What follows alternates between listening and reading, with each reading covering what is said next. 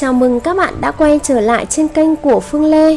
Trong video hôm nay, mình sẽ chia sẻ đến các bạn công thức làm món giò xào. Giò xào theo cách gọi của người Bắc, người miền Nam thì thường hay gọi là giò thủ. Đây là một món ăn truyền thống của người Việt, thường sử dụng trong các dịp lễ Tết hay có thể làm món nhậu hoặc ăn cơm cũng rất ngon. Với công thức gói giò xào mà mình chia sẻ ở đây thì miếng giò xào có độ bám chắc, miếng giò ăn rất giòn và thơm. Giờ các bạn hãy cùng mình vào bếp làm ngay nhé. Liệu chuẩn bị cho món giò xào, ở đây mình sử dụng tổng 2 kg thịt nhé.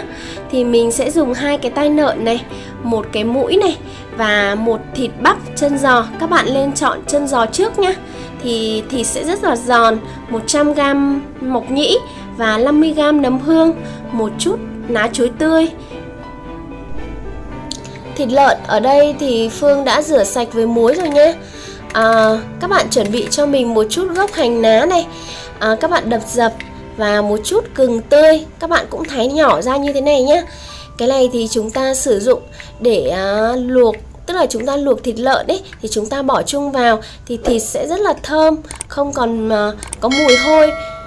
Đó, các bạn đổ hết vào nồi nước này. Tiếp tục các bạn bỏ vào nồi nước một thìa bột canh, rồi đậy vung và chờ nước sôi, sau đó bỏ hết số thịt vào luộc chung.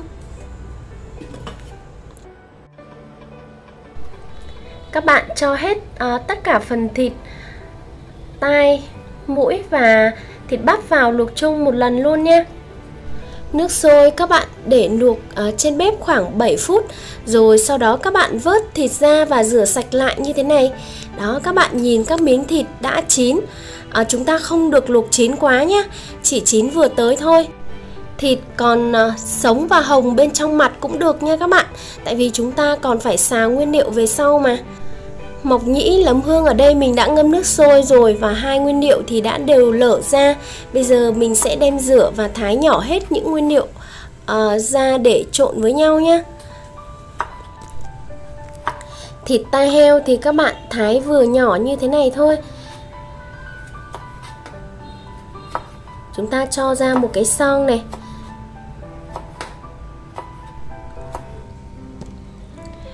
Mũi cũng vậy nha, các bạn bổ làm đôi và thái thành những miếng dọc nhỏ, dày khoảng 1 cm. Đó, các bạn nhìn thấy miếng thịt còn đỏ như thế này nhá.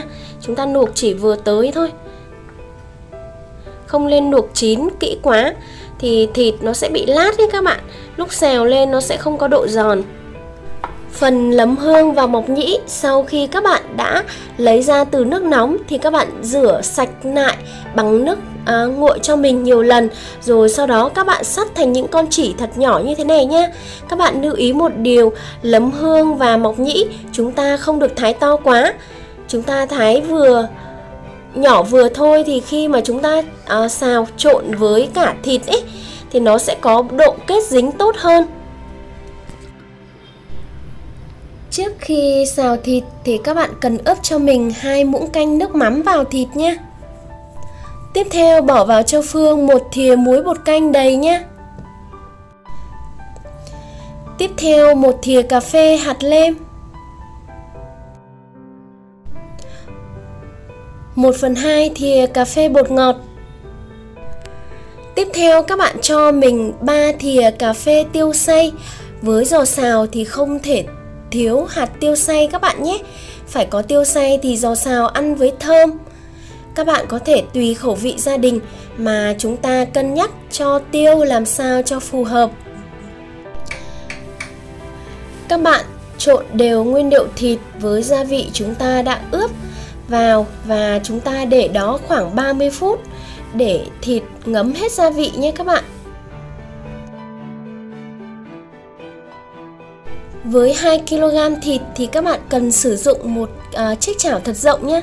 Các bạn bỏ thêm một chút dầu ăn thôi, chỉ cần một chút xíu để chúng ta láng qua chảo, và khi mà bỏ dầu ăn xào như vậy thì thịt nó sẽ nhanh săn hơn.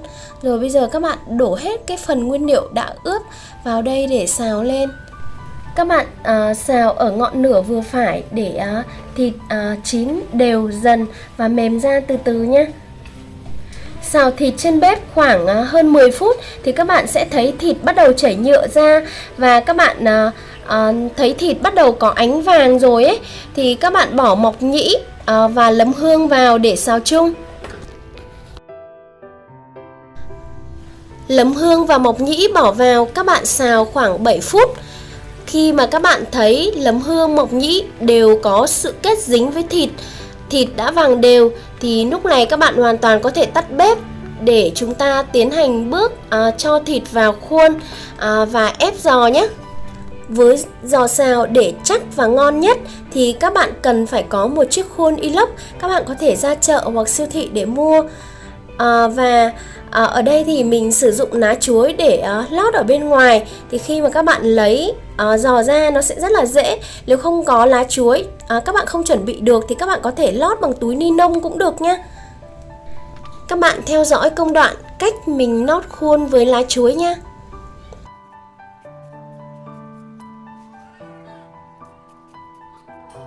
Tiếp theo các bạn để phần sống lá chuối ở bên trên nhé. Chúng ta dựng lá chuối xung quanh chiếc khuôn. Các bạn bỏ phần đầu lá ở bên dưới ấy, thì chiếc lá nó sẽ mềm, nó sẽ ngả theo cái chiều cong.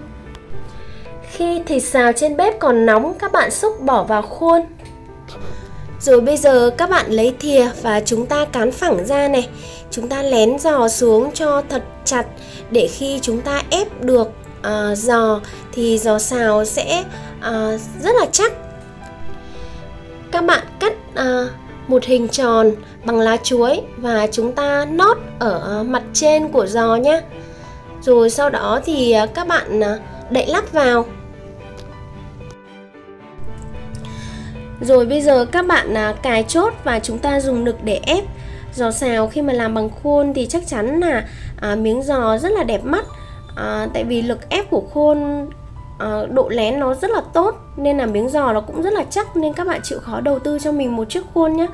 Khuôn thì mình mua chỉ 50k thôi. Các bạn mua ở chợ thì sẽ có khuôn 1 cân và 2 cân. Các bạn tùy sử dụng vào lượng thịt mà chúng ta chọn khuôn phù hợp nhé. Hiện tại ở đây thì Phương sử dụng cho 2 kg thịt. Chính vì vậy là Phương phải chuẩn bị 2 khuôn inox. Cách nén thì các bạn đã xem ở khuôn 1 rồi, và đoạn này thì Phương sẽ bỏ qua nha. Đây là thành quả của 2 kg thịt. Các bạn để giò ở bên ngoài cho nguội hẳn.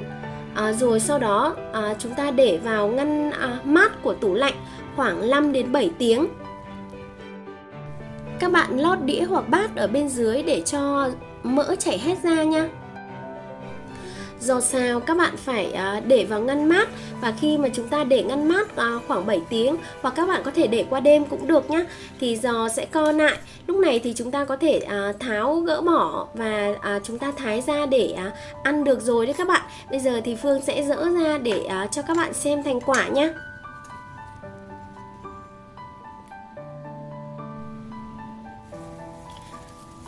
Các bạn thấy không, giò cầm rất là chắc tay này. Và bây giờ Phương sẽ cắt ra cho các bạn xem này. Đó, các bạn nhìn thấy có đẹp không nào?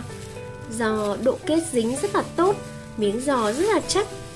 Nhìn miếng giò xào thật ngon và đẹp mắt phải không các bạn? Như vậy là Phương đã chia sẻ xong các bạn cách làm giò xào làm sao cho ngon nhất rồi đó. Phương sẽ kết thúc video ở đây. Nếu các bạn thấy video trên kênh có ích, đừng quên cho Phương một like hay chia sẻ cho bạn bè cùng biết. Các bạn bấm vào nút đăng ký để nhận được thông báo khi Phương chia sẻ những video mới trên kênh, cũng là tiếp thêm động lực để cho Phương ra những video mới hay hơn trên kênh nữa nha.